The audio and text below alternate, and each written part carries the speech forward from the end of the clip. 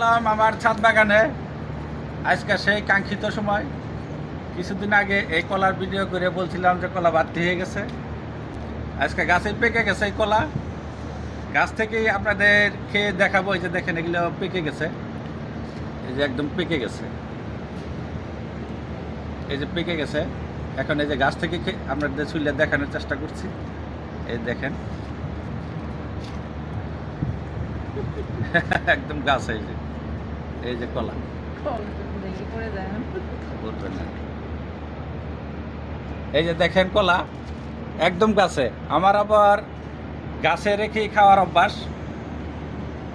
অনেক ফল ফলাদি আমি গাছে রেখেই খাই। অনেক কলাই খাইছি ইতিপূর্বে, দেখছেন।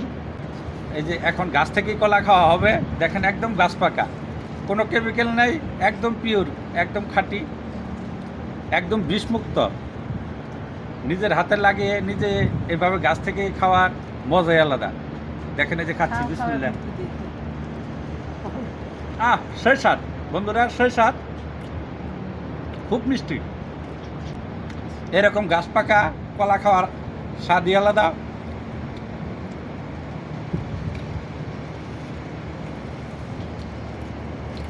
যেগুলো পেকে গেছে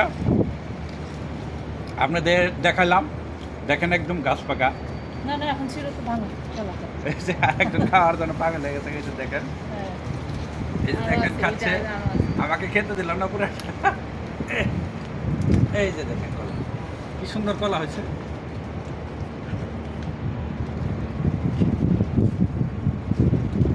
যে ক্যামেরাম্যানকে একটু খাওয়াই দিচ্ছি আমি, দাঁড়া আগেরা,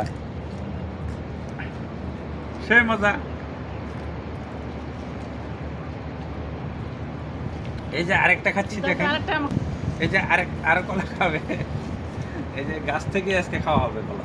এই যে দেখেন, এই যে আরেকটা খাচ্ছি, সেই মজা বন্ধুরা। দেখেন সেই স্বাদ, দেখেন গাছ থেকে কলা খাচ্ছে, এত স্বাদ, এত মজা। আসলে যারা ছাদ বাগান করে, ছাদ বাগানে দেখলাম আমি এই কলার ফলনটা মোটামুটি ভালোই হয়। একদম ছোট্ট গাছে কলা হয়। তাই ইচ্ছা করলে আপনারাও এরকম ছোট্ট গাছের কলা চাষ করতে পারেন। এই কলার যাত্রা আমি একদম ছোট্ট একটি গাছ এনে লাগাইছিলাম। সেই গাছ থেকে আজকে আমার ছাদ বাগানে প্রায় 8-10টি গাছ হয়েছে। এর আগে অনেক কলার ভিডিও আপনারা দেখছেন। আরও কলা গাছ আছে, আরও হবে ইনশাল্লাহ, দোয়া করবেন। আর যারা খেতে চান এরকম কেমিক্যাল মুক্ত কলা, সবার দাঁত রইল। এই যে কাঁচা গিলা রেখে দেওয়া হবে, 2-4 দিনের ভিতরে আসলে খেতে পারবেন।